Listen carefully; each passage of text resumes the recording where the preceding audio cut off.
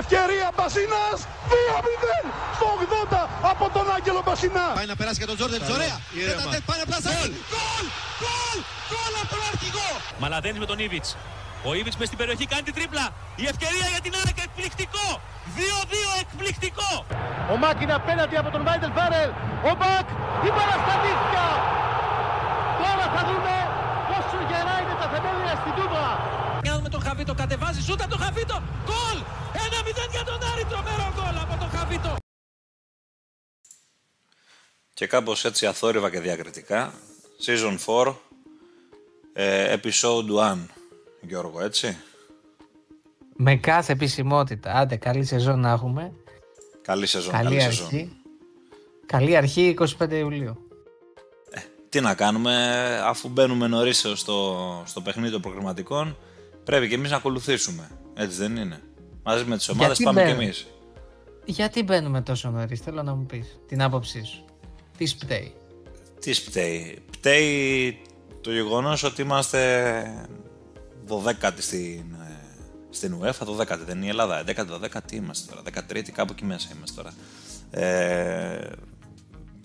Επίτρεψέ μου να μην θυμάμαι ακριβώς τη θέση μας αυτή τη στιγμή, αλλά το ευτυχές είναι ότι έχουμε 5 ομάδες φέτος στην Ευρώπη και αυτό έχει να κάνει πάρα πολύ με την προπέρσινη σεζόν και με την περσινή και το ένα θα φέρει το άλλο. Ελπίζουμε να έχουμε 5 ομάδες και από το Σεπτέμβρη και μετά στην Ευρώπη, ανεξαρτήτως τώρα μιλάς σωστά. Βέβαια, εντάξει, τα προχρηματικά από μόνα τους δεν λένε και πολλά πράγματα για κανέναν και για την ίδια τη χώρα, στη βαθμολογία της UEFA. Έχουμε τον Ολυμπιακό σίγουρο, στο League Stage μάλλον, για να το λέμε και σωστά, του Champions League. Έχουμε τον ΠΑΟΚ, ο οποίος κατά 97-98% θα παίξει σε κάποια διοργάνωση, καθότι 2 γύρους έχει να περάσει στο Europa League. Αν σπάσει το διάλογο στο πόδι του και αποκλειστεί, θα παίξει στα play-off του Conference. Αν ισχυρός, δεν νομίζω ότι θέλει προσπάθεια δηλαδή για να μείνει εκτός. Και μετά είναι οι μάχες του Άρη, της ΑΕΚ και του Παναθηναϊκού για να δουν πού θα κάτσει η μπίλια. Και με αυτούς ξεκινήσαμε κιόλας, έτσι. Τους 3 αυτούς. Ξεκίνησες πολύ χαλαρός, γιατί εγώ να ξέρεις είμαι στα σκοινιά. Εσύ γιατί να είσαι στα σκοινιά, δεν έπαιξες και παιχνίδι μεσοβδομάδα, δηλαδή. Ελαφρά αγριεμένος, παιδί μου, άσε με να τα χώσω τώρα. Τον ασυγκράτητο έχω απόψε. Δεν έπαιξα παιχνίδι, και όμως έπαιξα. Ολυμπιακός Νορίτς 3-0. Καλά, τα λέμε όλα. Άσε μας τώρα, σε παρακαλώ. Ξεκινάμε τώρα με το αριστερό, θες να με αρχίσεις τώρα να μου απασφαλίσεις. Να λέμε για τα φιλικά τώρα στην Ολλανδία που είσαστε εκεί πέρα. Άστο τώρα, εδώ είχαμε κάκι γούνα μας μες στο Άιμπροξ προχθές. Μα τι θες να κάνουμε, να παίζουμε κι εμείς προκριματικά για να σφίγγεται η καρδιά μας από Ιούλιο μήνα 42-43 βαθμούς. Ναι ρε φίλε, ναι, εμείς δηλαδή, τι είμαστε παιδιά ενός κατώτερου Θεού δηλαδή, δεν καταλαβαίνω. Άσε με τώρα σε παρακαλώ. Ο πρέσβης θα φορέσει το κοστούμι του το Σεπτέμβρη, έως τότε Όπα. Για πρέσβης δεν θα μιλάμε τώρα εδώ πέρα να αλλάξουμε την ιστορία. Βρες κάτι άλλο εσύ να λες για σένα. Πρέσβης είναι ένας, δεν αλλάζει αυτό, εντάξει. Λοιπόν. Η ιστορία εξελίσσεται, το παρόν γίνεται ιστορία. Το 2024, να σου θυμίσω. Λοιπόν, έλα, φτάνει, τελείωσε τώρα το 2024, δεν θα μου κάνεις τώρα την καρδιά περιβόλη. Ξεκινάμε τη σεζόν με την πίεση 500 να μου τη φτάσεις. Άντε τώρα, λοιπόν.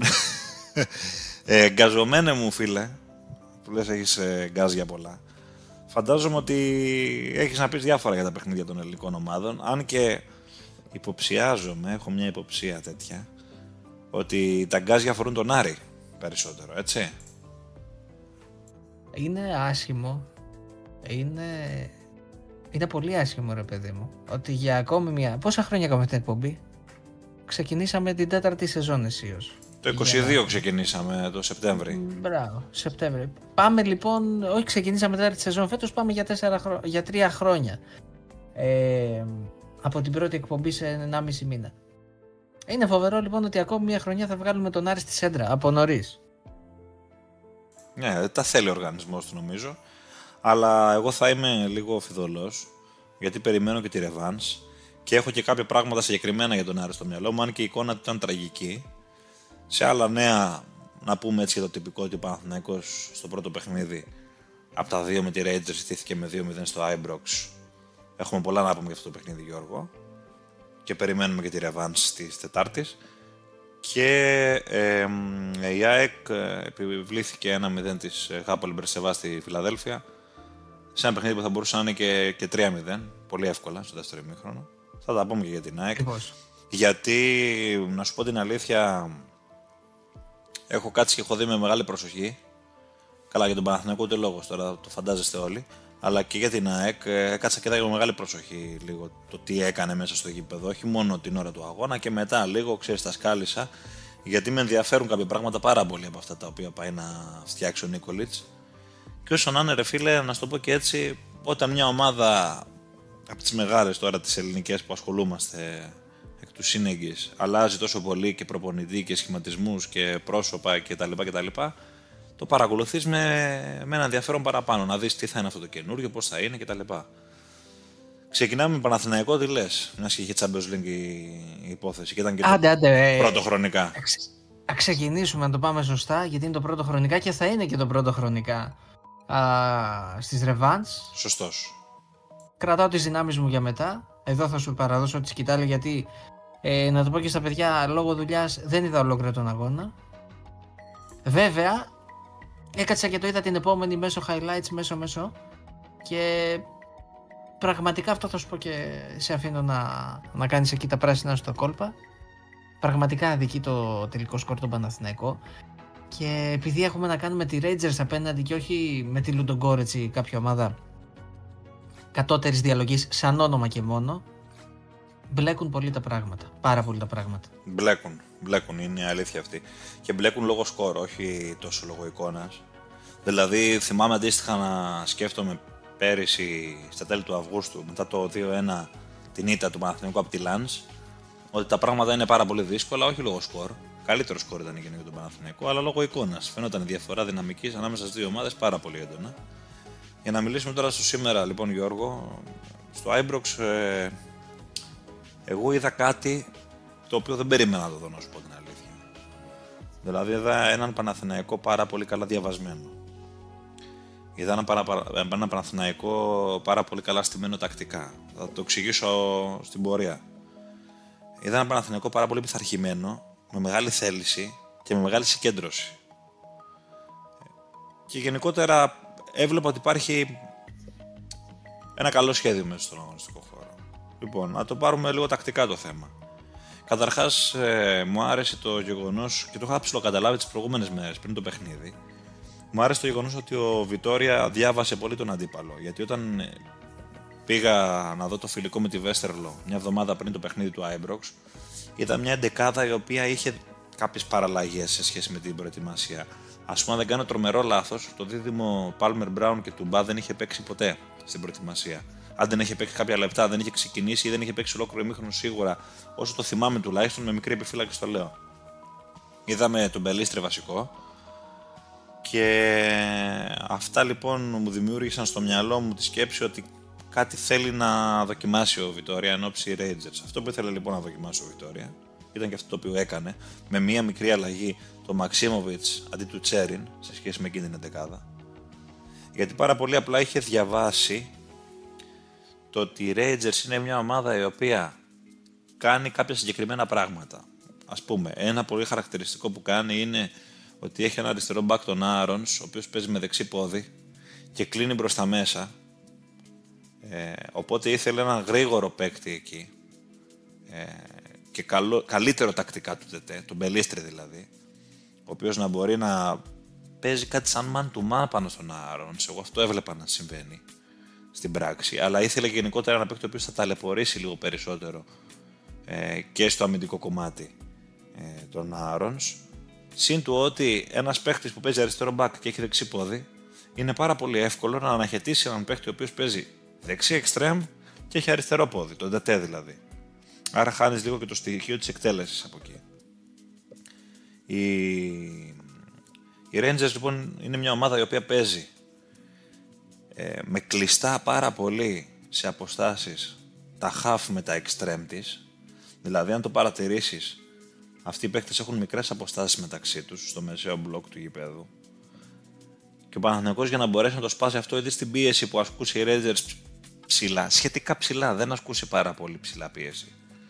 Αλλά κυρίως στην κυκλοφορία της μπάλας, για να το κάνει αυτό έπρεπε να έχει καλά τρίγωνα στις πτέρυγες πρώτον και δεύτερον να έχει τον Ντουμπά μέσα, γιατί ο Ντουμπά έχει τη δυνατότητα να φτιάξει και το παιχνίδι καλύτερα από πίσω από οποιονδήποτε άλλο από τα στόπερ που έχει ο Παναθηναϊκός και μπορούν να παίξουν αριστερά στη θέση του στόπερ, ο Ίγκασον Φερρυπίν, αλλά να έχει και τη μακρινή μεταβίβαση του Ντουμπά. Το ένα είναι αυτό. Το δεύτερο είναι οι παγίδες που προσπαθούσε να στήσει στη μεσαία γραμμή. Είδαμε, ας πούμε, πάρα πολύ τον Μαξίμοβιτς πάνω στον Διομαντέ και νομίζω ότι γι' αυτό το λόγο τον έβαλε τον Μαξίμοβιτς. Συν τα στημένα που είναι καλύτερο στο ψηλό παιχνίδι από το Τσέριν σε αυτό το κομμάτι. Αλλά οι παγίδες που έστεινε όσον αφορά την πίεση και τα κλεψίματα, τις ανακτήσεις μπάλας, το έχει ο Μαξίμοβιτς αυτό στο παιχνίδι του.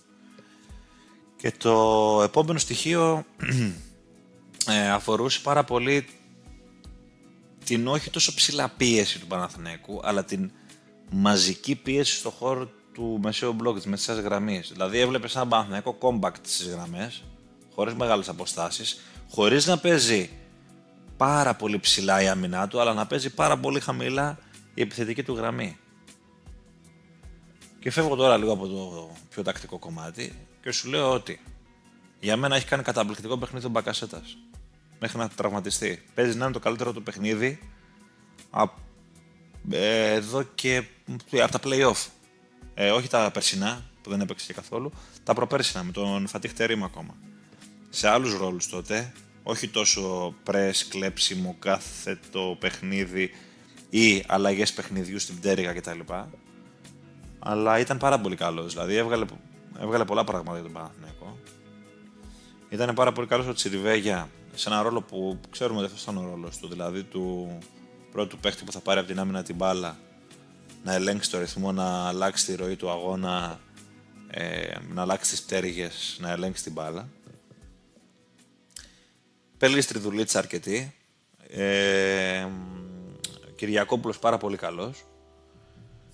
Και να σου κλείσω λίγο αυτό το κομμάτι το τακτικό λέγοντας ότι ο Παναθηναϊκός του Βιτόρια, από ό,τι έχω καταλάβει, θέλει να παίξει με τρίγωνα στις πτέρυγες, όπως έκανε ο Παναθηναϊκός του Γιοβάνοβιτς. Εγώ αυτό έχω καταλάβει. Το ένα τρίγωνο, ας πούμε, είναι του Βαγιανίδη, του Τετέ και του Μπακασέτα. Δεν επέζονται τώρα του Πελίστρη, του εκάστοτε δεξιού εξτρέμ, του εκάστοτε δεξιού μπακ και του εκάστοτε δεκαριού, ας πούμε. Και το άλλο τρίγωνο είναι σε αμυντικό μπλοκ το αριστερό στόπερ με το αριστερό μπακ και το εσωτερικό χαφ, το Μαξίμοβιτς, το Τζέριν, δεν ξέρω και εγώ ποιον, και σε λίγο πιο επιθετικό κομμάτι να κατεβαίνει ενδεχομένως και το φόρ εκεί κοντά να βοηθήσει. Αλλά συνήθως το φόρ νομίζω έχει έναν πιο ελεύθερο ρόλο. Χάρηκα πάρα πολύ από το διάβασμα του Βιτόρια, γιατί σημαίνει ότι έκανε σωστή δουλειά πάνω στον αντίπαλο και γενικότερα διάβασε πάρα πολύ, το ήθελε πάρα πολύ το παιχνίδι. Χάρηκα επίσης πάρα πολύ από την προσήλωση που είδα από τους παίχτες. Δηλαδή δεν έχω παράπονα από κάποιον παίχτη, να σου πω την αλήθεια, από αυτό το παιχνίδι, στο πώς απέδωσε ή στο τι έκανε στον αγωνιστικό χώρο. Χάρηκα επίσης πάρα πολύ που είδα ότι ο Παναθηναϊκός μπορούσε να βγάλει εντάσεις σε τρεξίματα. Δεν μπορώ να σου πω ότι υπάρχει κάτι που να με δυσαρεστεί. Πέραν από την εξέλιξη του αγώνα, έτσι. Αλλά δεν νομίζω ότι είναι κάτι το οποίο ήταν τόσο θέμα Παναθηναϊκού. Δηλαδή νομίζω ότι του κάτσαν του Παναθηναϊκού δύο φάσεις ανάποδα και έχασε όλο το παιχνίδι από εκεί. Η μία φάση είναι του πρώτου γκολ, που αντί να γίνει το 0-1, γίνεται το 1-0 στο transition, που δεν θεωρώ ότι είχε τόσο κακό αμυντικό transition και ο Παναθηναϊκός, για να σου πω την αλήθεια, γιατί έχω ακούσει διάφορα αυτές τις μέρες. Μια χαρά θεωρώ ότι προσπάθησε να ανταπεξέλθει στο transition. Εντάξει, κατέβηκε ο παίχτης, σούταρε έξω την περιοχή, κάπου βρίσκει λίγο και μπάλα στο γόνατο. Εντάξει, έτσι είναι το ποδόσφαιρο. Τι να κάνουμε τώρα. Άμα δεν τη βάζει την μπάλα μέσα, μπορεί να τη βάλει ο άλλος σε μια ευκαιρία. Και το δεύτερο είναι αμέσως μετά, πάλι αντί να γίνει το 1-1, έρχεται η αποβολή του Βαγιανίδη. Εκεί τελειώνουν όλα. Δεν μπορώ να προσάψω κάτι στο Βιτόρια στη διαχείριση του αγώνα. Εγώ θεωρώ ότι περίμενε μήπως βρει έστω μια, δύο, τρεις κόντρες, μιας και θα ήταν ψηλά οι Rangers. Δεν θεωρώ ότι μπορούσε να κρατήσει την ομάδα πιο ψηλά σε μέτρα. Και είναι λογικό να το φοβηθεί στη λογική του ότι αν ανοιχτώ λίγο παραπάνω, μπορεί να με σκοτώσουν και να πάω με ένα 3-0 στη ρεβάνς και να μην έχω καμιά ελπίδα. Παραλίγο να γίνει βέβαια και αυτό. Στο τέλος είχε πέραν του γκολ, είχε 2-3 ευκαιρίες καλές οι Rangers, αλλά οκ, τίποτα το τρομερό. Και κλείνω λέγοντάς σου ότι για μένα ο Παναθηναϊκός έχει βάσιμες ελπίδες, όχι λόγω της εικόνας του πρώτου ημιχρόνου. Αυτό θα είναι ένα τελείως διαφορετικό παιχνίδι της ρεβάνς. Ο Παναθηναϊκός, ας πούμε, θα κληθεί να ελέγξει περισσότερο την μπάλα. Κάτι το οποίο δεν το έκανε τόσο ηθελημένα. Αυτό είναι το σχέδιο. Πιστεύω θα κληθεί να παίξει με την μπάλα, θα κληθεί να δημιουργήσει. Η Rangers δεν θα κάτσει πίσω. Νομίζω ότι είναι η ομάδα που θα ψάξει τον γκολ. Εκεί πρέπει να δούμε τι ιδέα θα κατεβάσει τώρα ο Βιτόρια. Αλλά έχω μια κάποια αισιοδοξία, όχι με την καρδιά αλλά με το μυαλό, γιατί πιστεύω ότι όπως διάβασε πάρα πολύ καλά τη Rangers στο πρώτο παιχνίδι, χωρίς να έχει και δείγματα από αυτήν, ενώ από επίσημα παιχνίδια κτλ. Και προσάρμοσε ένα πολύ ρεαλιστικό και κοινικό και ποδοσφαιρικό πλάνο, ούτε κλεφτοπόλεμος, ούτε τίποτα άλλο, πάνω της ο Βιτόρια. Συν τα τρεξίματα που βλέπω ότι η ομάδα τα έχει σε αυτό το χρονικό σημείο, πιστεύω ότι μπορεί να ελπίζει ο Παναθηναϊκός τουλάχιστον να στείλει το παιχνίδι στην παράταση. Τουλάχιστον αυτό. Για να γίνει βέβαια αυτό πρέπει να είναι πάρα πολύ προσεκτικός, είτε στο αμυντικό του κομμάτι που είναι προσεκτικός ο Παναθηναϊκός αμυντικά, δηλαδή δεν μπορεί να πεις ότι και από την προετοιμασία έχει φανεί ακόμα ότι η ομάδα έχει αμυντικά κενά. Το έχει δουλέψει ο Βιτόρια αυτό και φαίνεται. Να είναι προσεκτικός λίγο περισσότερο στις εκτελέσεις του. Και ας μην έχει βρει γκολ στο ημίχρονο, δεν πειράζει, 2 γκολ θέλει. Μπορεί να βρει το πρώτο στο 60 και το δεύτερο στο 80. Με τη Λάντς έτσι έγινε, ας πούμε. Σε τελείως διαφορετικές συνθήκες, έτσι, καμία σχέση.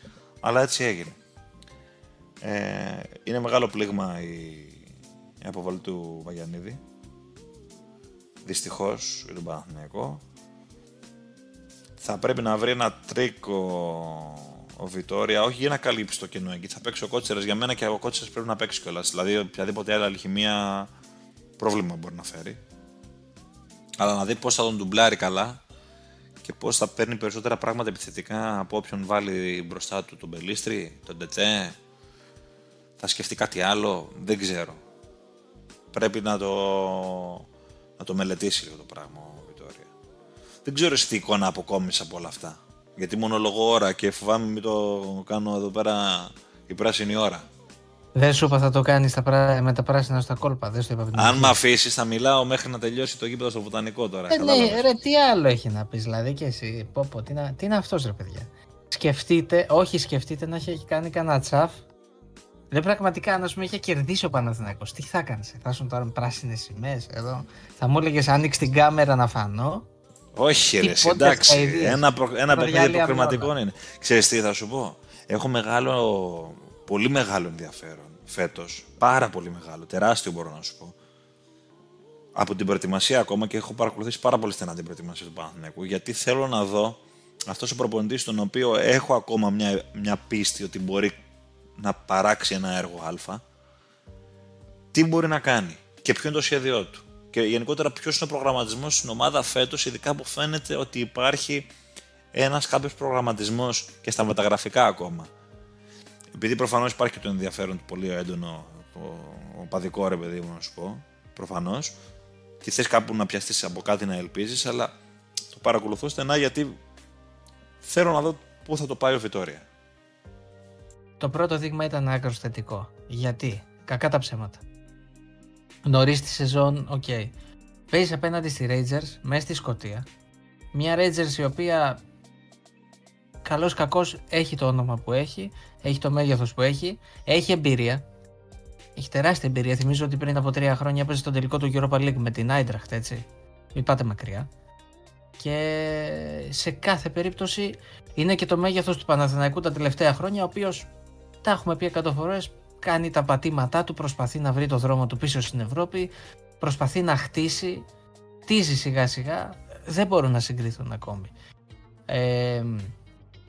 Το ότι λοιπόν καλείται να κάνει κάτι απέναντι στη Rangers είναι από μόνο του υπέρβαση. Και πόσο μάλλον τόσο νωρίς χρονικά. Ένα αυτό. Δεύτερο, δεν μπορώ να προσάψω τίποτα. Ξανά λέω, δεν έχω δει ολόκληρο τον αγώνα, θα μιλήσω για τα κομμάτια που είδα, έτσι. Λοιπόν, δεν μπορώ να προσάψω τίποτα στο Βιτόρια. Η εικόνα του Παναθηναϊκού ήταν πολύ ικανοποιητική.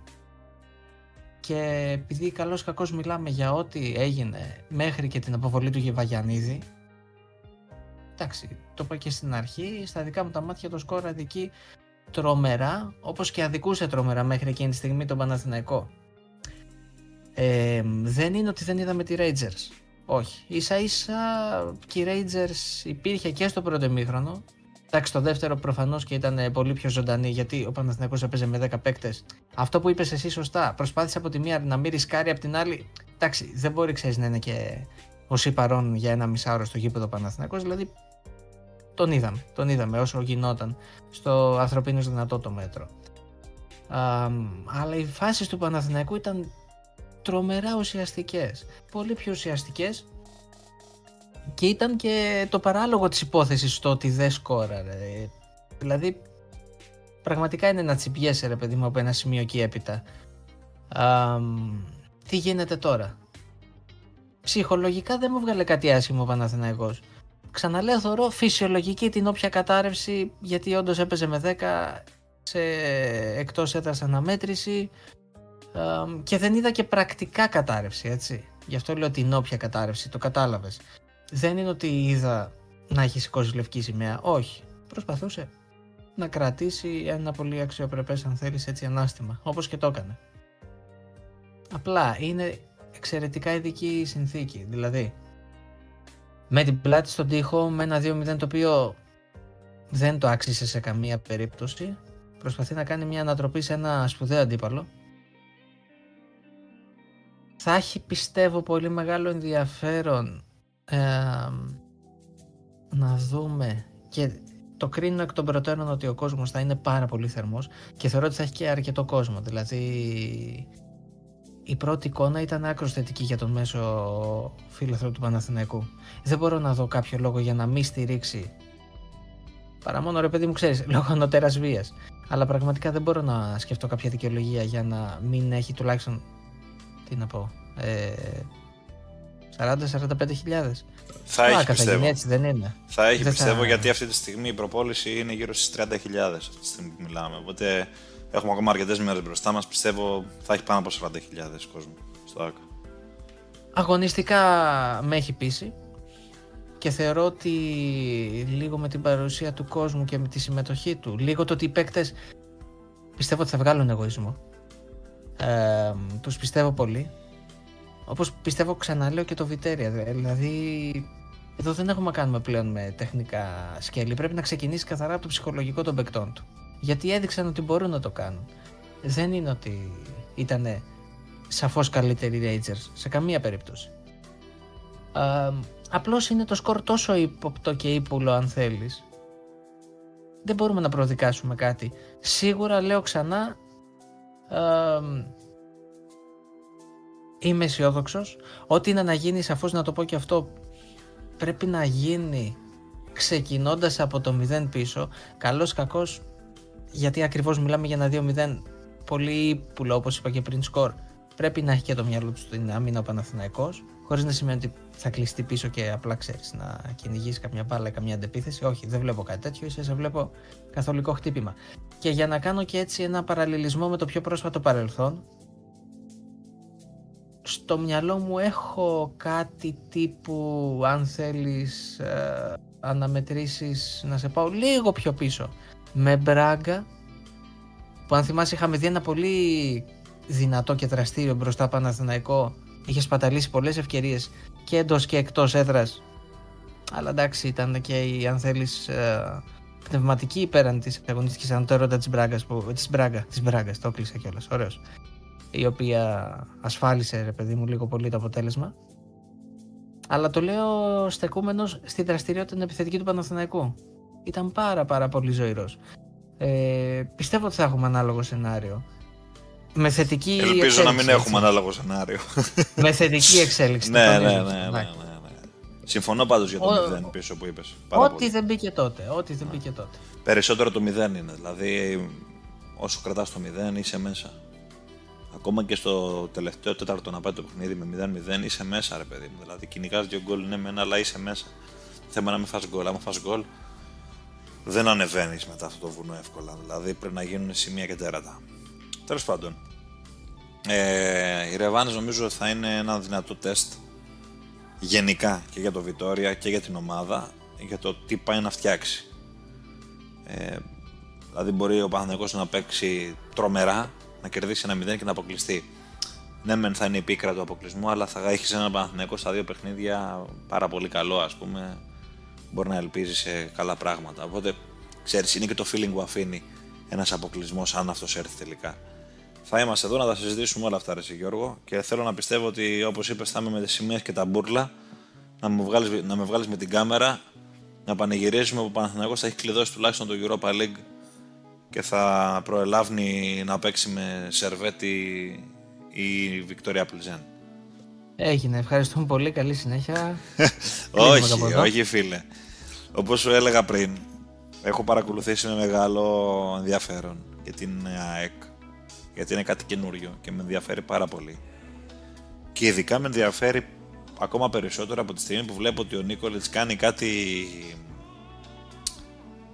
αλχημίες ιδιαίτερες που μου έχουν τραβήξει την προσοχή.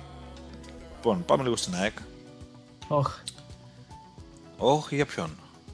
Όχι, γιατί φίλε μου, θα ακούσω πάλι για, δεν ξέρω, πολλοστή φορά θα πω, ρε παιδί μου, σήμερα, περί του ρόμβου. Όλοι μου μάθανε το ρόμβο σήμερα, είναι φοβερό. Είναι φοβερό. Θα στο κάνω αλλιώς εγώ, γιατί δεν θα σταθώ τόσο στο ρόμβο, θα σου πω την αλήθεια. Έχω κάνα 2 πράγματα για το ρόμβο να σου πω, αλλά περισσότερο σε κάτι άλλο θέλω να σταθώ.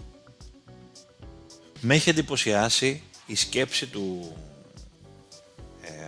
Νίκολιτς. Κόλλησε το μυαλό μου, πήγαινα από Αλμίδα από συνήθεια. Με το μάνταλο στη βάση του ρόμβου. Δηλαδή σε ρόλο 6.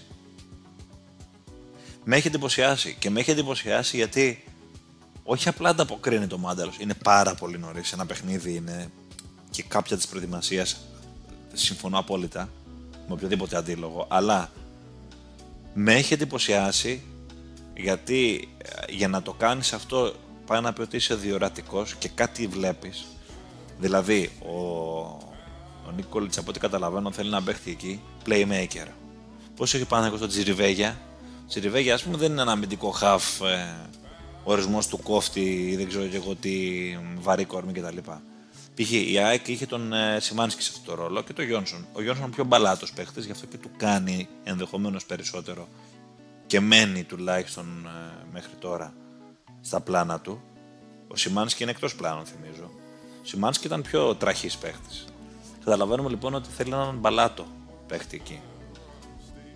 Ο Ρασβάν Μαρίν που πήρε η ΑΕΚ, που είναι εξάρι ουσιαστικά, δεν μπορώ να σου πω αν έχω πολύ σαφή εικόνα από το πόσο μπαλάτο εξάρι είναι.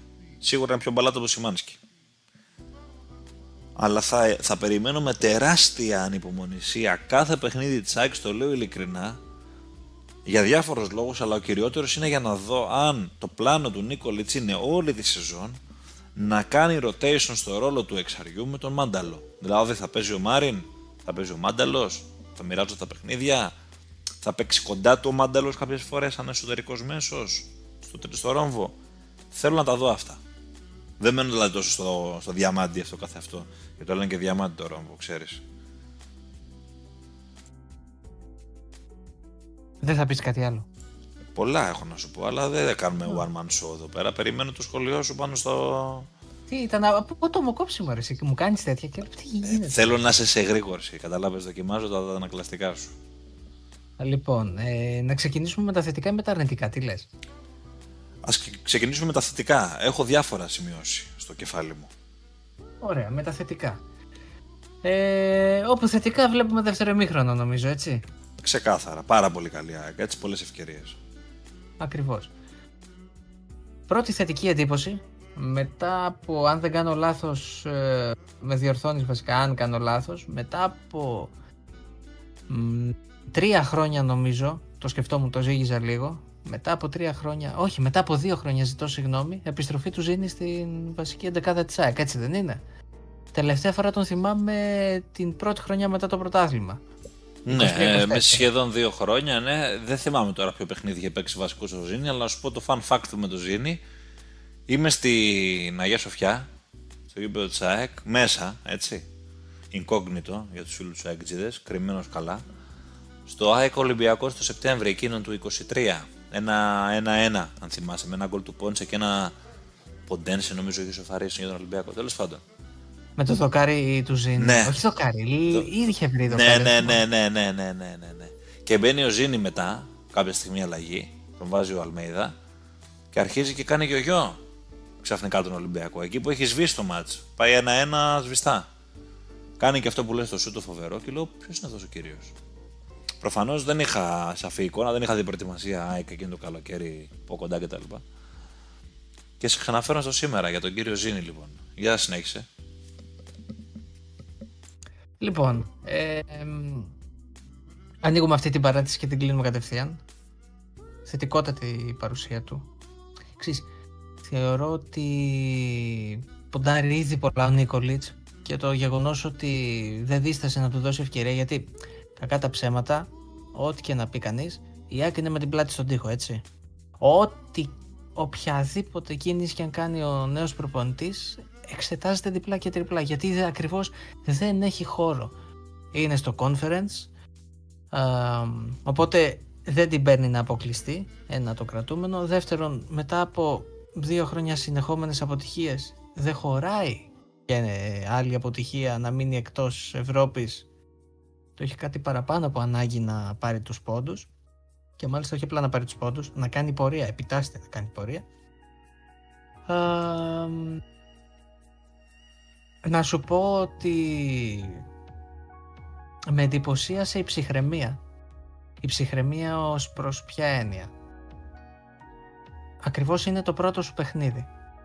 Και είναι ένα πάρα πολύ κρίσιμο παιχνίδι, ρε παιδί μου.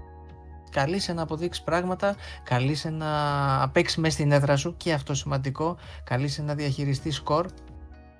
Αυτή λοιπόν όλα αυτά τα στοιχεία, τα οποία έτσι συνθέτουν ένα puzzle με μεγάλη δυσκολία, εντάξει, δεν θα το περάσουμε και στο φλου. Δηλαδή, όλα είναι υπέρ του νέου προπονητή, όλα. Το θέαμα ήταν καλό στο β' ημίχρονο. Εντάξει, είπαμε θα ξεκινήσουμε τα θετικά. Άσε το πρώτο μέρος, άσε την ευρικότητα, άσε τα υπόλοιπα. Είχε την απαραίτητη ας πούμε έτσι, σοβαρότητα, κοινικότητα θα σου πω εγώ. Δεν είναι ότι είδαμε και κάποια άκρη περιχητική, εντάξει. Σίγουρα είναι και για την ίδια την ΑΕΚ πολύ νωρίς να πούμε περισσότερα. Δεν θα πούμε ότι είναι έτοιμη και πιστεύω ότι θα δούμε και άλλα πράγματα. Ας μην ξεχνάμε στο κάτω-κάτω, ρε Σίλια, ότι περιμένει και άλλους 2-3 εντεκαδάτους παίκτες, αν δεν κάνω κάποιο τραγικό λάθος. Ξεκινάμε επίσης από το 0, όπως λέγαμε και για τον Παναθηναϊκό. Έτσι και ΑΕΚ το κράτησε, το παίρνει μαζί της ως όπλο για τον επαναληπτικό. Πολύ θετικό αν θέλεις. Μου άρεσε το πώς έδεσε το νέο δίδυμο στα center back, να το πω και αυτό γιατί θα το ξεχνούσα. Μπράβο. Πολύ ικανοποιητική η παρουσία τους. Πολύ καλή η πάσα αυτή. Ναι, γιατί το είχα και εγώ στο μυαλό μου σημειωμένο, όχι για το πώς απειλήθηκε η ΑΕΚ, για το δέσιμό τους. Μου άρεσε ο τρόπος με τον οποίο φαινόταν να επικοινωνούν και να συνεργάζονται. Και για να σου πω λίγο γρήγορα, εντάξει τώρα μπορεί να ξεχνάω, θα σε πληρώσει και εσύ, να σου πω και 2-3 πράγματα αρνητικά, τα οποία αρχίζουν και τελειώνουν την εικόνα της ομάδας στο πρώτο ημίχρονο. Μένα αυτό, και δεύτερο, δεν συμφωνώ με τίποτα με τις δηλώσεις του Νίκολιτς ότι έπρεπε να έρθει 2 και 3-0, τίποτα. Καλός κακός είναι 2-45 λεπτά ο κάθε αγώνας. Δεν θεωρώ ότι ήταν τέτοια διαφορά.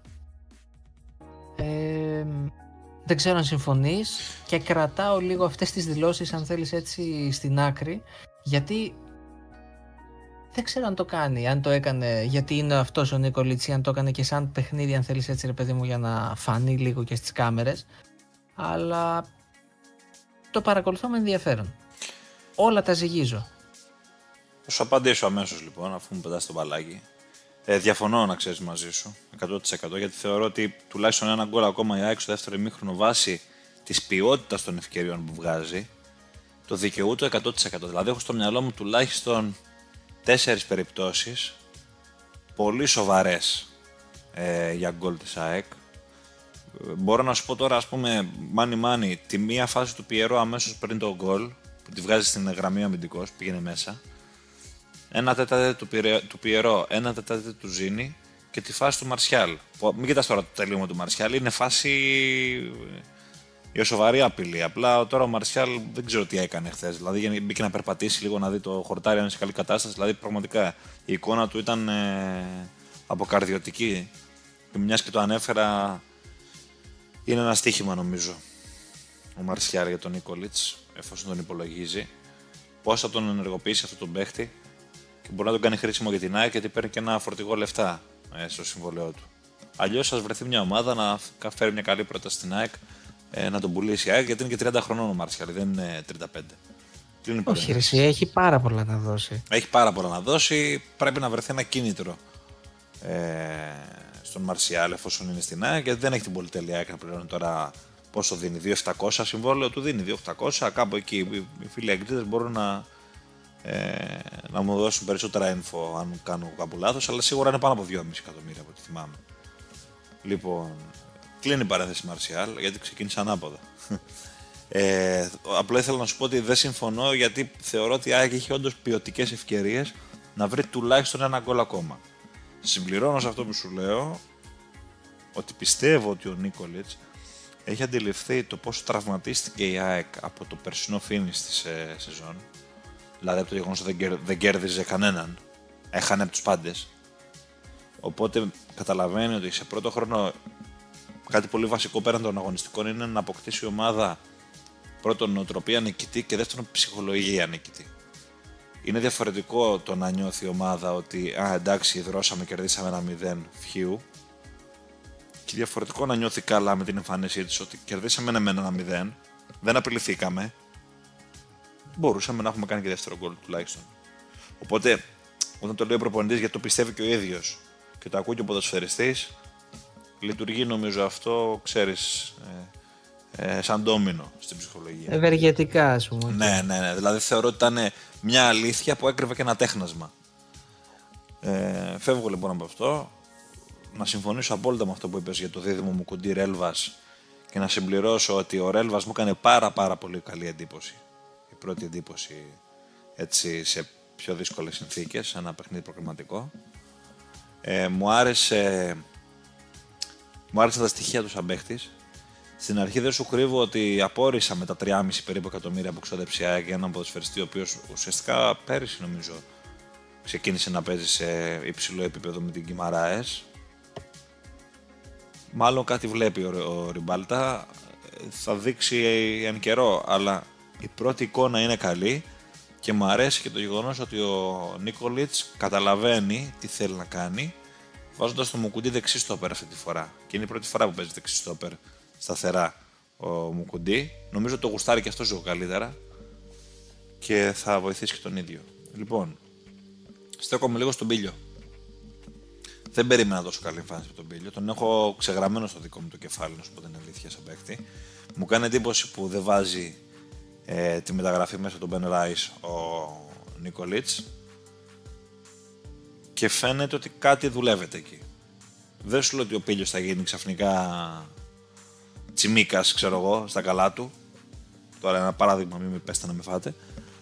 Αλλά μάλλον κάτι βλέπει, του δώσε μια ευκαιρία, του δίνει ένα κίνητρο και νομίζω έκανε και από τα πιο μεστά του παιχνίδια στην ΑΕΚ ο Πίλιος που έχω δει εγώ τουλάχιστον. Σου είπα για τον Μάντελο, επαναλαμβάνομαι, ήταν εξαιρετικός. Δεν θα πω για τον Μάντελο πολλά. Η άποψή μου για τον Μάντελο είναι ότι κανονικά οι αεκτζίδες πρέπει να πάνε να αγοράσουν ένα κάδρο, να βάλουν μια φωτογραφία του μέσα και να την κρεμάσουν κάπου στο σπίτι τους να υπάρχει. Γιατί θεωρώ ότι ένας ποδοσφαιριστής ο οποίος σε οποιαδήποτε συνθήκη, σε οποιαδήποτε όμως συνθήκη έχει αγωνιστεί στην ΑΕΚ εδώ και 10 χρόνια που είναι στην ομάδα, έχει δώσει πάρα πολλά. με την απόδοσή του. Έχει περάσει χιαστό, του έχουν πάρει το περιβραχιόνιο, του έχουν δώσει το περιβραχιόνιο, έχει μείνει στον πάγκο, έχει υπάρξει βασικός, έχει ακούσει ότι είναι να ακούσει και πάντα είναι από τους παίχτες που έχουν σταθερά πάρα πολύ καλή απόδοση και με τα χρόνια δεν φθήνει αυτή η απόδοση. Τώρα λοιπόν, αν τον κάνει και εξάρι ο Νίκολιτς και έχει μια απόδοση σαν τη χθεσινή στα περισσότερα παιχνίδια από τα οποία θα αγωνιστεί, sorry κιόλας, αν ήμουν εξής, εγώ θα έπαιρνα και μια φανέλα του να την έχω στην τουλάπα μου, να την κοιτάζω μετά από χρόνια, να λέω ότι αυτός είναι ο αρχηγός που είχαμε κάποτε στην ομάδα, ένας πάρα πολύ καλός ποδοσφαιριστής που τίμησε τη φανέλα και με τον παραπάνω. Κλείνει η παρένθεση του Μαντάλ. Για το Ζήνη δεν χρειάζεται να πω κάτι άλλο, το είπες. Το μόνο που θα αναφέρω είναι ότι είναι ένας ποδοσφαιριστής ο οποίος είναι λίγο άγουρος ακόμα σε κάποια πράγματα. Παρασύρεται τον ενθουσιασμό του και από την προσπάθειά του να δείξει. Αν τον χαλιναγωγήσει λίγο ο Νίκολιτς θα κερδίσει και ο παίχτης και ο ίδιος. Και θέλω μετά σε τελική ανάλυση να δω τι σκέφτεται ο Νίκολιτς για κάποιους συγκεκριμένους ποδοσφαιριστές. Δηλαδή για παράδειγμα για τον Κουτέσα, για τον Κοϊτά, για τον Κατσίνοβιτς, για τον Λιούμπισιτς. Αυτούς έχω στο μυαλό μου κυρίως. Δηλαδή αφού θα παίξει το Ρόμβο και φαίνεται ότι ξεκινάει με αυτό, τελείωσε τώρα, δηλαδή με αυτό θα παίξει η ΑΕΚ, άντε να το αλλάξει λίγο. Θέλω να δω τι ρόλους θα τους δώσει. Δηλαδή ο Κοϊτά ας πούμε και ο Κουτέσα και ο Λιούμπισιτς θα παίζουν όλοι στο 10 του Ρόμβου. Δεν νομίζω, ο Λιούμπισιτς ίσως να παίζει και σαν εσωτερικός. Θα δούμε. Ο Γκατσίνοβιτς νομίζω εσωτερικός θα παίξει. Θέλω να δω τους ρόλους δηλαδή, πώς θα τους διαμοιράσει και στο κομμάτι του rotation. Κλείνοντας να σου πω για το Ρόμβο δύο πράγματα. Ο Ρόμβος έχει μια ειδοποιώ διαφορά σε σχέση με το 4-4-2 που έπαιζε η ΑΕΚ του Αλμέιδα την πρώτη χρονιά. Όχι την πρώτη χρονιά και τη δεύτερη χρονιά. Πέρυσι το γύρισε το παραμύθι. Λοιπόν, όταν έπαιζε η ΑΕΚ εκείνο του περιβόητου 4-4-2 με τα φτερά και με τον Τσούμπερ, Αραούχο, Πόνσε, Τσούμπερ, ξέρεις όλες αυτές τις παραλλαγές μπροστά που είχε, Λιβάη κτλ. Είχε την εξής φιλοσοφία της αμεσότητας, στις ανακτήσεις μπάλας κτλ. Όσον αφορά το πώς περνάει η μπάλα από τα φτερά μπρος τα μέσα και από μέσα προς τα φτερά. Η ΑΕΚ είχε καλά φτερά τότε και έπαιζε με αμεσότητα στα φτερά της. Θυμάσαι τον Ελίασον, τον Άμραμπατ, τον Φερνάντες, τον Κατσίνοβιτς, θυμάσαι όλες αυτές τις περιπτώσεις. Λοιπόν, τώρα η ΑΕΚ δεν έχει φτερά ουσιαστικά από τη μεσαία γραμμή. Όσον αφορά το πλάτος, μιλάω για το πλάτος που μπορεί να πάρει στο γήπεδο. Το πλάτος, το όποιο πλάτος θα το πάρει από τα μπακ, από ό,τι καταλαβαίνω. Αυτό είναι ναι, με ένα ρίσκο. Στο συγκεκριμένο παιχνίδι δεν είδαμε τα μπακ πολύ ψηλά σε πολλά κομμάτια του παιχνιδιού. Ίσως είχε να κάνει και με την κρισιμότητα του αγώνα και με το γεγονός ότι η ΑΕΚ έπρεπε να κερδίσει πάση θυσία. Οπότε περιμένω να το δω αυτό. Τι πλάτος θα παίρνει από τα μπακ δηλαδή και πόσο θα παίζει από τον άξονα. Γιατί η λογική λέει θα παίζει από τον άξονα πια η ΑΕΚ περισσότερο. Αυτό για μένα είναι ένα ρίσκο. Θα δούμε αν θα πιάσει. Είναι ένα ρίσκο περισσότερο όταν παίζεις με αντιπάλους που έχουν πλάτος. Και με καλούς αντιπάλους που έχουν πλάτος, όπως ας πούμε ο Ολυμπιακός του Μεντιλίμπαρ είναι μια τέτοια περίπτωση. Ή στην Ευρώπη ενδεχομένως την μπορεί να συναντήσει παρακάτω. Είναι λίγο μονοδιάστατο δηλαδή το σύστημα αυτό και θέλω να δω πώς θα ανταποκριθεί η ΑΕΚ περισσότερο αμυντικά, όχι τόσο δημιουργικά. Αυτά λίγο πολύ να σου πω την αλήθεια για την ΑΕΚ. Εγώ μπορώ να σου πω σαν παρατηρητής ότι βλέπω έναν προπονητή που δουλεύει μεθοδικά, βλέπω ότι γίνονται μεταγραφές στοχευμένες σχετικά και ο Πενράις και ο Κουτέσα και ο Μάριν τώρα και ο Ρέλβας είναι παίκτες τέτοιοι. Περιμένω με μεγάλη αγωνία να δω και τον Ρασβάν Μάριν, τέλος πάντων όπου τονίζεται, να δω τι σόι εξάρι είναι, δηλαδή πόσο playmaker είναι, πόσο κόφτης είναι κτλ. Για μένα η ΑΕΚ είναι μια πολύ ενδιαφέρουσα περίπτωση παρατήρησης.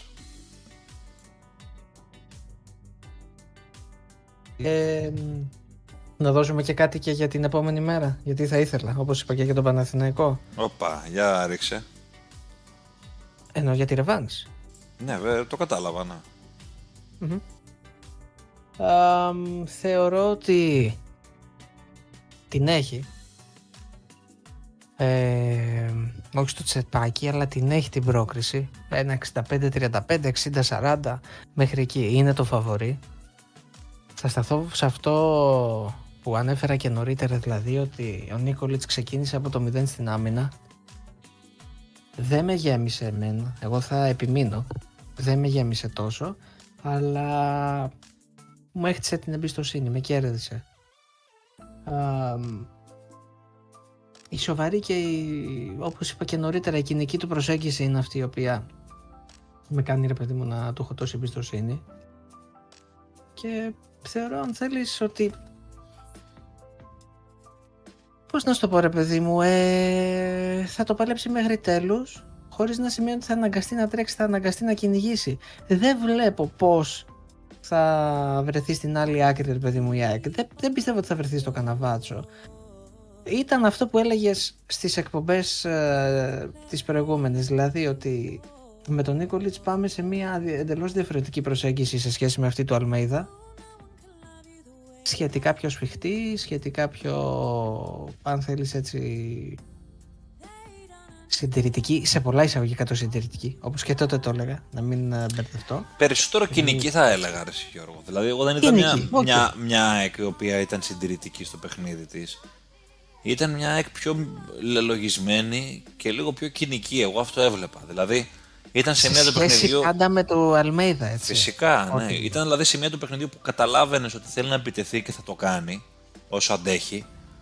Και ήταν και άλλα σημεία που καταλάβαινες ότι τώρα θα ρίξει το τέμπο, θα ελέγξει, θα κάνει. Δηλαδή, και όχι άντε όλοι να πιέσουμε, να κλέψουμε μπάλες, να τους τρελάνουμε στην πίεση, ας πούμε, κτλ. Κάτι λίγο πιο μαζεμένο. Μάλλον όχι μαζεμένο, λελογισμένο. Ήταν καλύτερη σαν λέξη. Θετικό το προαίσθημα και εδώ. Συμφωνώ. Και ειδικά όταν μιλάμε για καλοκαιρινά προκριματικά. Δηλαδή, τις προκρίσεις καταρχάς τις δίνουν οι άμυνες. Βασικά, τις προκρίσεις τις δίνουν στη φάση που είμαστε οι άμυνες και οι περσινές ομάδες. Η ΑΕΚ δεν μπορεί να έχει 100% περσινή ομάδα, αλλά παρόλα θα βλέπεις ότι ο Νίκολιτς προσπαθεί να μην διαταράξει. Μάλλον λάθος. Διαταράσει. Προσπαθεί να μην χαλάσει το μυαλό της ΑΕΚ με τις αλλαγές που φέρνει, να το πω έτσι. Αυτό καταλαβαίνω εγώ. Δεν ξέρω τι άλλες σκέψεις έχεις για την ΑΕΚ να δώσεις, γιατί θέλω τώρα να σε κάνω να εκραγείς. Πάμε, γιατί ο Βεζούβιος τον ακούω, ρε παιδί μου, έτσι, χρου, Βρεχάτε. κάνει σαν κατσαρόλα που βράζει, έτσι. Βρεχάτε το ηφαίστειο. Σου έλεγα τώρα λοιπόν ότι τις προκρίσεις δίνουν οι περσινές ομάδες και ο Άρης κατέβηκε να παίξει στο Αζερμπαϊτζάν με την Αράζ, με ομάδα η οποία είχε αρκετές καινούριες προσθήκες, 5 νομίζω τον αριθμό, αν θυμάμαι καλά, στην εντεκάδα, έτσι. Πολύ ανέτοιμος ο Άρης. Δηλαδή έβλεπα το παιχνίδι και έλεγα δεν μπορεί να είναι τόσο τραγικός, δηλαδή. Πώς να σου πω, μου έδινε την εικόνα μιας ομάδας η οποία δεν έκανε καν προετοιμασία και κατέβηκε να παίξει τώρα ένα παιχνίδι δυνατό, το πρώτο του φιλικό, ας πούμε, με μια πολύ δυνατή αντίπαλο, κάτι τέτοιο. Παρ' όλα αυτά, το γεγονός ότι γλίτωσε τρίτο γκολ στο φινάλε, που θα μπορούσε κάλλιστα να το εκδειχθεί, αλλά και από την άλλη μεριά το γεγονός ότι βρήκε ένα γκολ και δεν κατάφερε να το κρατήσει, είναι δηλαδή να τραβάς τα μαλλιά σου. Υπάρχουν πολλές εξηγήσεις για να μην λέμε διάφορα. Η μία είναι της συνοχής και της συνεκτικότητας της ομάδας με τις μεταγραφές που λέγαμε. Η άλλη είναι, που παρένθεση συγγνώμη, δεν το επέλεξε 100% Άρης να κάνει πάλι πολλές μεταγραφές φέτος. Ήταν πολλοί οι ποδοσφαιριστές που ήθελαν να αποχωρήσουν ή κάποιους τους οποίους δεν μπορούσε να κρατήσει ο Άρης. Κλείνει παρένθεση. Θεωρητικά υπάρχει καλύτερο σχεδιασμός λόγω τεχνικού διευθυντή φέτος, λόγω ύπαρξής του. Εκτιμώ, ρε εσύ Γιώργο, ότι λίγο η δίψα και η πίεση του Άρη να περάσει, μάλλον να μην μείνει εκτός Ευρώπης με αυτόν τον τρόπο από μια τέτοια ομάδα που πραγματικά τώρα δεν είναι ομάδα επίπεδου Άρη. Δηλαδή, αν έπαιζε στην Ελλάδα αυτή η ομάδα, πιστεύω θα ήταν οριακά να μείνει στην κατηγορία. Οκ. Λίγο η δίψα λοιπόν και η πίεση. Λίγο το γεγονός ότι δεν μπορεί να παρουσιάσει τόσο κακός ο Άρης σε μια εβδομάδα. Τσίμα θα την πάρει την πρόκριση, πιστεύω.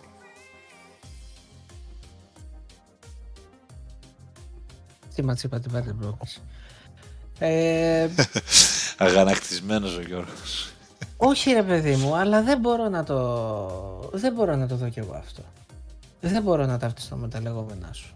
Ο Άρης που είδα εχθές ήταν οριακά για λύπηση. Συμφωνώ 100% με αυτό που είπες. Λες και μπήκε μια εντελώς ανέτοιμη, χαμηλού επίπεδου ομάδα να παίξει ένα φιλικό προετοιμασίας. Αυτά ξέρεις τα 30 λεπτά που λένε ρε παιδί μου, κάτι που είναι της μόδας τα τελευταία χρόνια, κάτι νέας μόδας φιλικά. Πέραν της πλάκας. Επειδή ακριβώς λοιπόν ο Άρης έχει να παίξει σε ομίλους Ευρώπης. Νομίζω από το 12 έπαιξε τελευταία φορά, αν δεν κάνω κάποιο τραγικό λάθος. Γιατί ανοίγω παρένθεση. Αυτά τα παίζω Ευρώπη και 11. Τότε με την Ατλαντικό ήταν. Ναι, σεζόν 10-11. Ωραία. Αυτά τα παίζω Ευρώπη και εννοούμε παίζω δεύτερο και τρίτο προκριματικό γύρο. Εγώ αυτά δεν τα ακούω. Και δεν τα θεωρώ και σοβαρά επιχειρήματα. Παίζουμε Ευρώπη σημαίνει παίζουμε σε κανονική φάση, τελική φάση. Ομίλους, playoffs, πάντως όχι προκριματικά. Γιατί με την ίδια λογική τότε η μισή Super League έχει παίξει UEFA και κύπελλο πρωταθλητριών και δεν συμμαζεύεται. Λοιπόν, μην μπερδευόμαστε. Αυτά τα λέγαμε στο γυμνάσιο. Να είμαστε λίγο σοβαροί. Ένα αυτό, κλείνουμε την παρένθεση.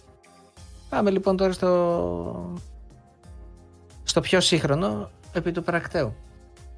Έχει λοιπόν να παίξει 14 πλέον, πάμε για 15 χρόνια σε ομίλους Ευρωπαϊκής Διοργάνωσης. Έχει απολέσει ένα σωρό ευκαιρίες με κάθε πιθανό και απίθανο τρόπο. Θυμάμαι πριν κάνα 2 καλοκαίρια που κάναμε έτσι μεταξύ σοβαρού και αστείου μια κουβέντα για το πώς πραγματικά ο Άρης ρε παιδί μου έχει αποκλειστεί σε παράταση, σε πέναλτι, με ήττα εντός έδρας, με ήττα εκτός έδρας. Τέλος πάντων, το γεγονός ότι δείχνει να μην μαθαίνει από τα λάθη του.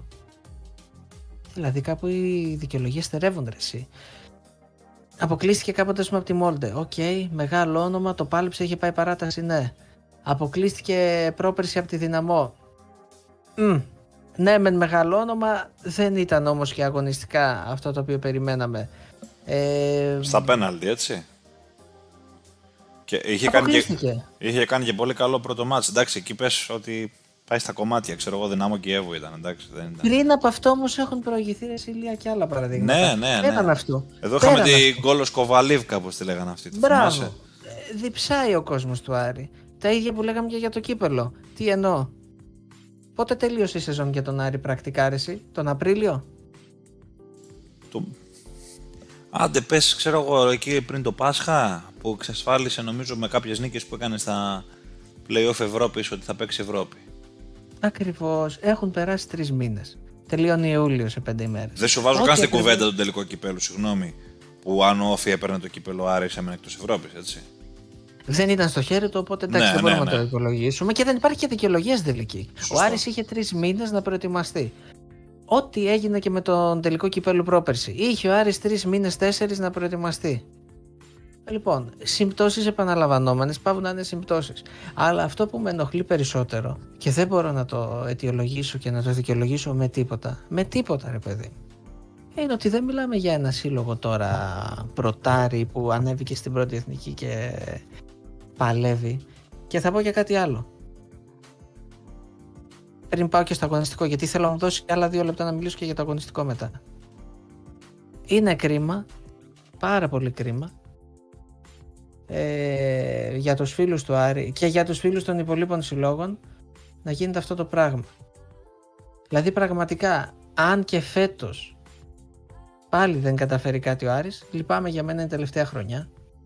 Συγγνώμη, λάθος. Χαμένη χρονιά. Γιατί εννοείται δεν μπορώ να πιστέψω, δεν μπορώ να φανταστώ μάλλον τρόπο για να κάνει πορεία στο κύπελλο. Κάποιον άλλο στόχο δεν έχει Άρης, το ξέρουμε.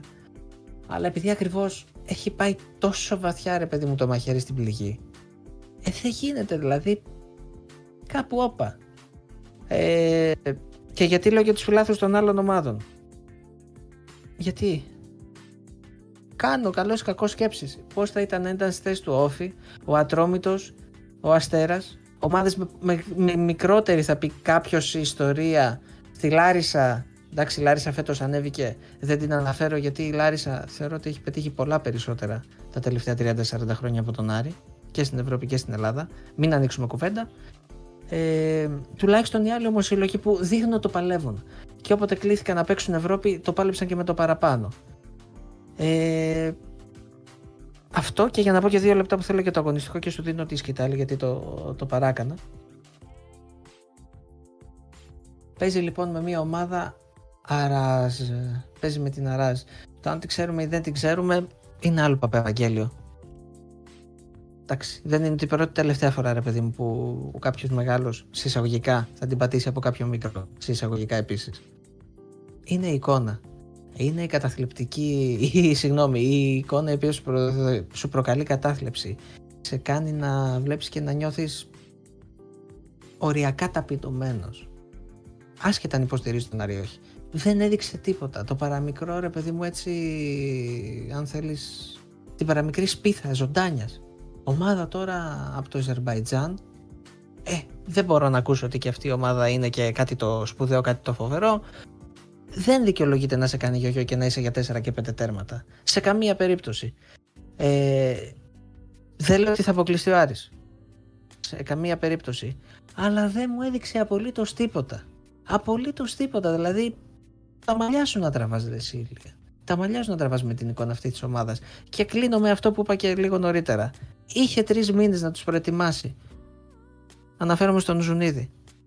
Τι στο καλό έχει γίνει, δηλαδή θέλω πολύ να μάθω τι έχει γίνει, τι σοϊ προετοιμασία έκανε και ψυχολογικά και αγωνιστικά, γιατί βλέπουμε αυτό το θέμα και εννοείται ότι όχι μόνο επιβάλλεται να προκριθεί, για να διασκεδάσει και τις εντυπώσεις επιτάσσεται να το κάνει και με σκορ 1-3-4-0.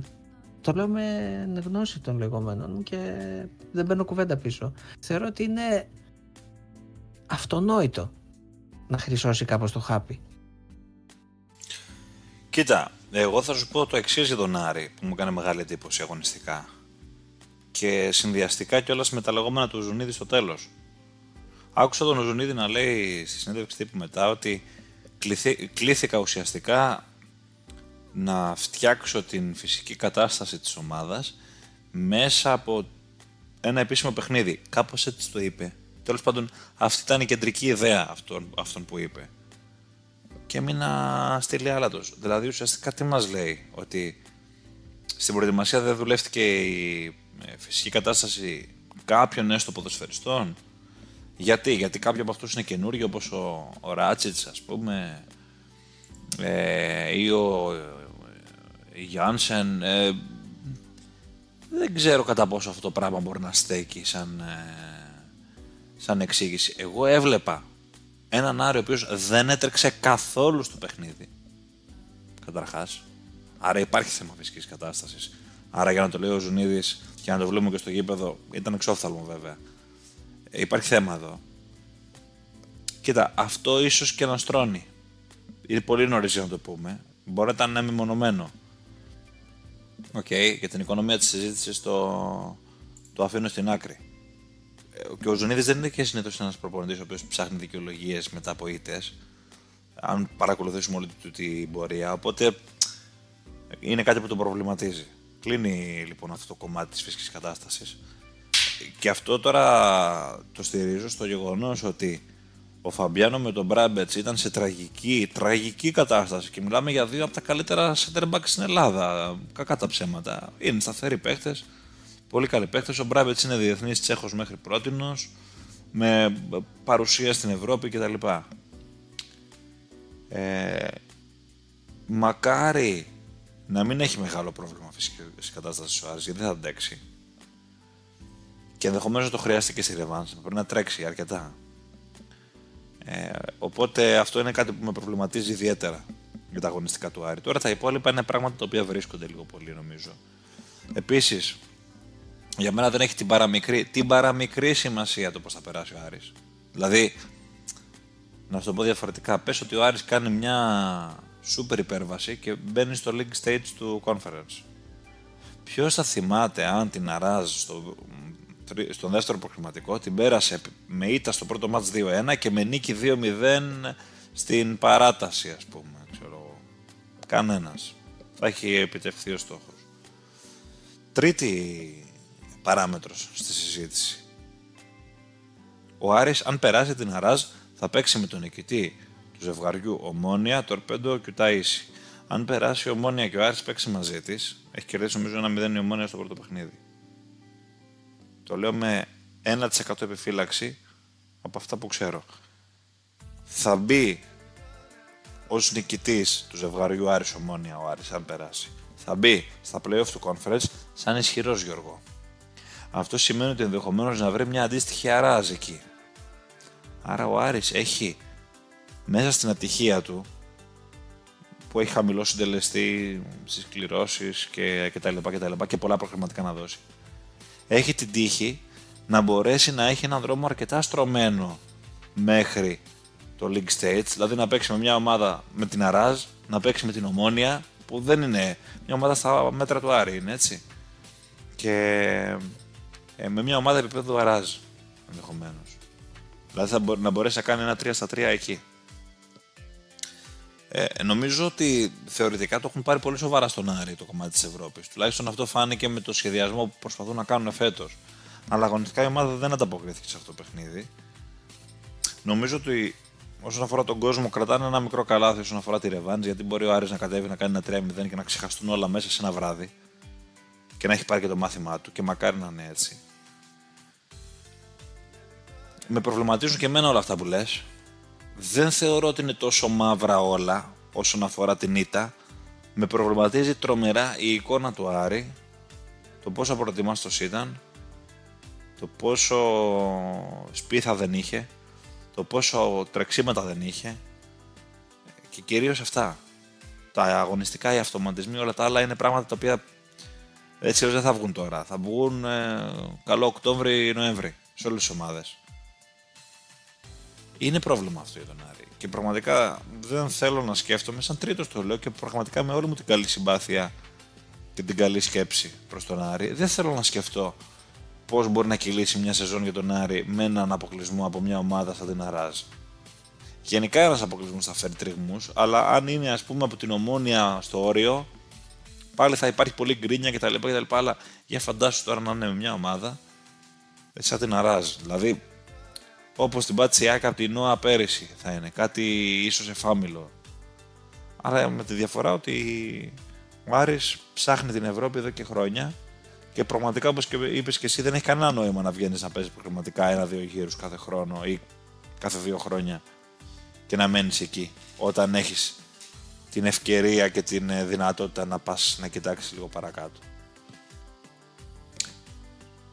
Τώρα αγωνιστικά δεν έχω να σου πω πολλά εγώ για τον Άρη. Απλά έχω την αίσθηση, την πεποίθηση ότι δεν γίνεται να είναι τόσο κακό στη ρεβάνς.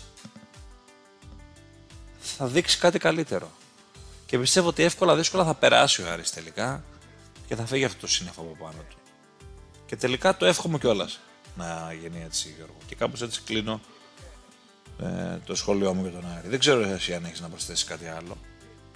Όχι, εντάξει, νομίζω ήμουν καθοπιστικός, δηλαδή. Ήσουν αρκετά. Τι άλλο να πω, αρκετά καυστικός. Ναι, εντάξει, όχι. Καταλαβαίνω την αγανάκτησή σου σε ένα μέτρο. Εν πάση περιπτώσει, νομίζω ότι εδώ μπορούμε να κλείσουμε αυτή την πρώτη εκπομπή της χρονιάς. Αναμένουμε με τεράστιο, θα πω, ενδιαφέρον, Γιώργο, τις ρεβάνς και των τριών. Διαφορετικά παιχνίδια όλα μεταξύ τους. Διαφορετικές συνθήκες, διαφορετικής δυναμικής αντίπαλοι. Όλα αλλιώτικα.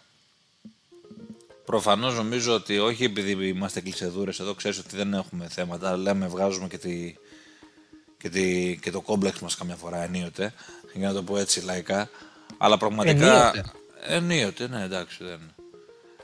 Όχι συνέχεια, όχι συνέχεια, εντάξει, είμαστε και λίγο πιο κύριοι.